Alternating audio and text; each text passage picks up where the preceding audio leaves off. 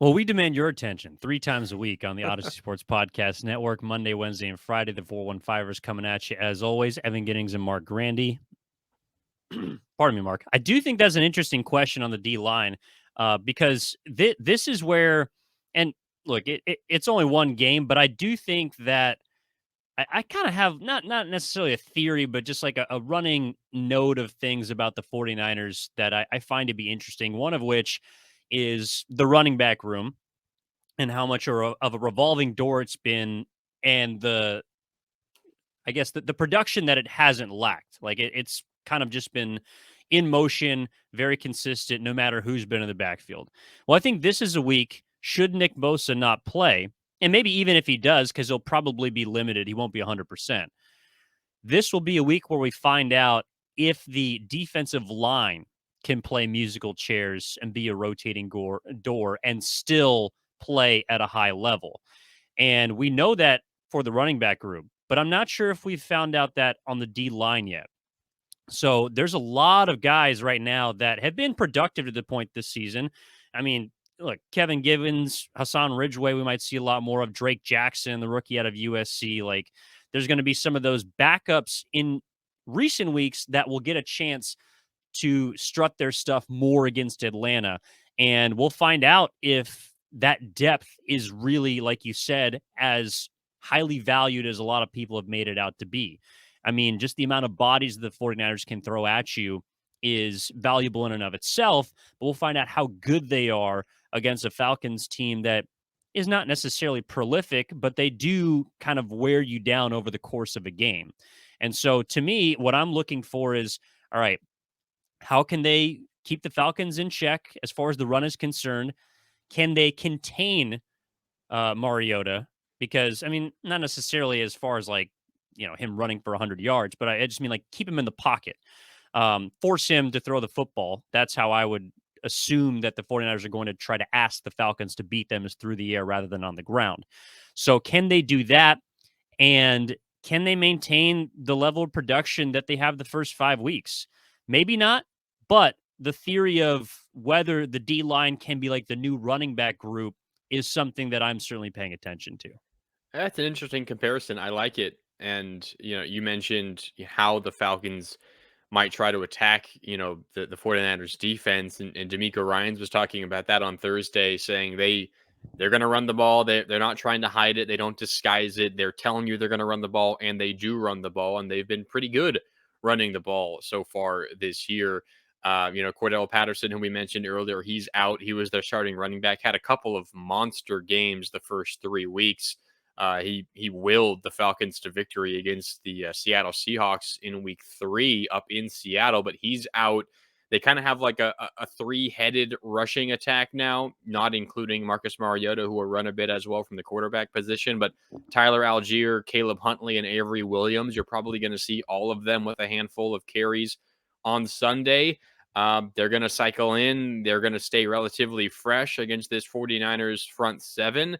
We'll probably see them run the ball a lot. What's interesting, though, from Atlanta, you figure a team that loves to run the ball and that has been pretty good at it so far this year, they probably have a pretty good, run blocking offensive line, right?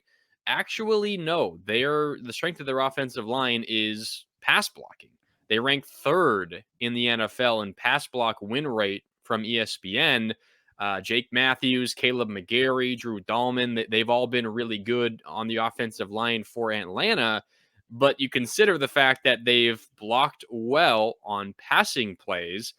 They really haven't thrown the ball well. And most of that, unfortunately, for my fellow University of Oregon graduate, Hmm. Marcus Mariota, is because he hasn't played that well. I mean, he's completing 48% of his passes the last 2 games.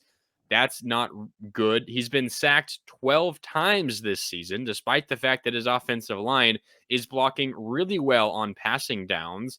That's simply too much. He's holding on to the ball too long. He's trying to do too much with his legs.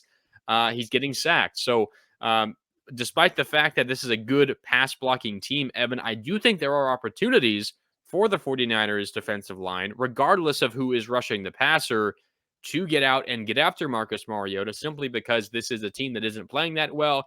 It doesn't seem like he trusts his targets down the field that often. We've talked about Kyle Pitts. Don't know what the hell is going on there. Um, but I think there are opportunities for this 49er team to limit Atlanta. We talked about their run game. The Niners, the best rushing defense in the league, allowing about 3 yards per carry defensively. And then we know about the pressure that they can put on quarterbacks. So I do think, regardless of who is out there, we will see this Niner defense have some success, especially against that, the quarterback and the passing game of the Falcons.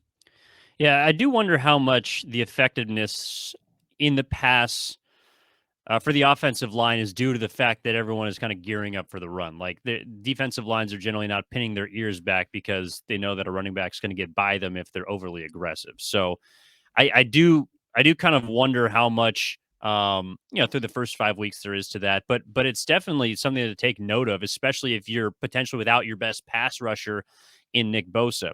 I got a Marcus Mariota stat for you, Mark. Oh, give it to me.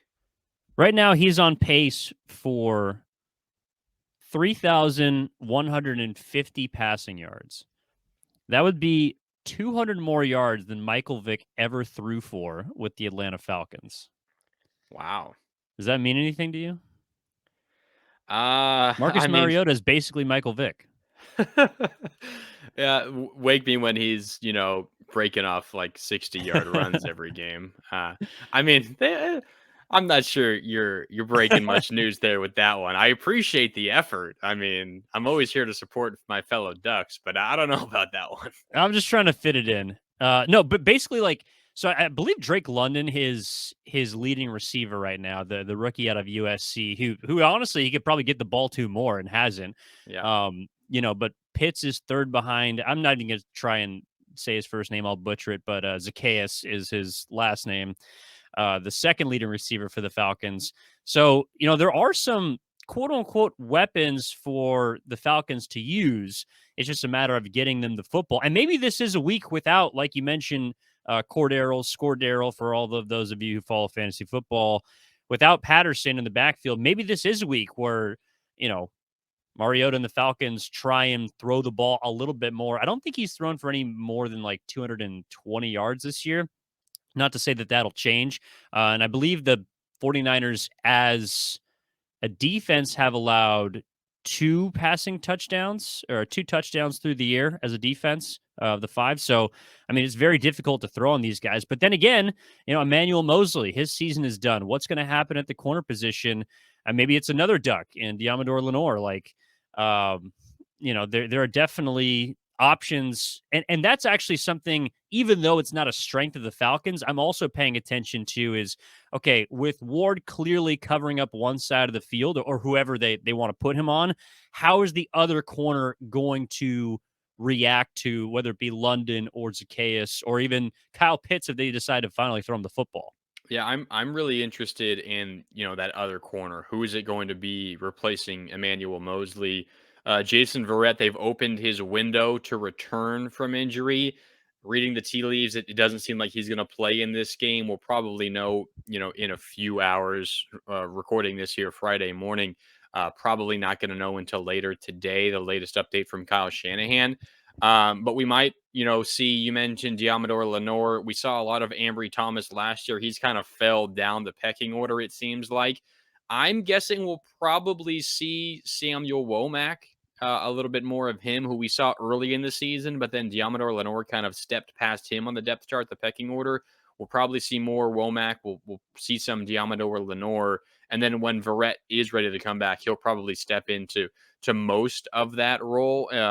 So I am interested in that. And I think all of this, the injuries to the defensive line, the injuries, the defensive secondary, it just puts that much more pressure on Fred Warner and Dre Greenlaw. And I think we kind of brush it off, Evan, we being, those of us that cover the 49ers, how good the linebacker play has been, despite the fact that they lost one of their starters, Azeez Al-Shire. Azeez is a fantastic player, and I'm not speaking any ill of him, but the Niners haven't really missed him all that much, and it's because of Dre Greenlaw. We've even seen Demetrius Flanagan Fowles get in and play decent in some limited action as well. A lot of the credit goes to Fred Warner. He's just great, and he's an Iron Man. Never seen that guy miss a game. Knock on wood that continues, of course. And Drake Greenlaw has been really good. They have stepped up when they've been asked to do more so far, and maybe this is the game where they're asked to do more than they ever have because of the injuries kind of bookending their defense, and they're right there stuck in the middle. Yeah, I think those questions are why the line is currently San Francisco -5 as opposed to, maybe like the 7 it was last week opening against Carolina. Speaking of which, let's get to it, Mark. Predictions for the game. Week 6, 49ers down in the ATL taking on the Falcons. I think that this game, and the total is a little bit interesting to me considering the low amount it's been for the 49ers each of the past, I'd say 3 weeks. Yeah. 44.5, and a Falcons team that isn't necessarily running up the scoreboard. I do think the 49ers take care of business in this game. I do think it's going to be close, though. Not necessarily in a back and forth type lead change battle, but the Falcons have shown that they are a pesky group that doesn't give up and are a team that, if they're down 16 to the Rams, can come back and make it a close game. If they're down by double digits to the Buccaneers and Tom Brady on the road, can come back and make it a close game. I think they do something similar but fall a bit short to the 49ers. I'm going to say it is San Francisco 27, Atlanta 24. And so that over will hit. All right, interesting. I have a very, very similar prediction as you. Quickly, to your point, I think this will be a competitive game through 5 games, which includes some pretty good teams. I mean, you have the Saints. They're not great, but, they're a decent team. The Rams, defending Super Bowl champions, despite the fact that they have struggled. The Browns, with Jacoby Brissett, they're nothing special, but they're not a bad team.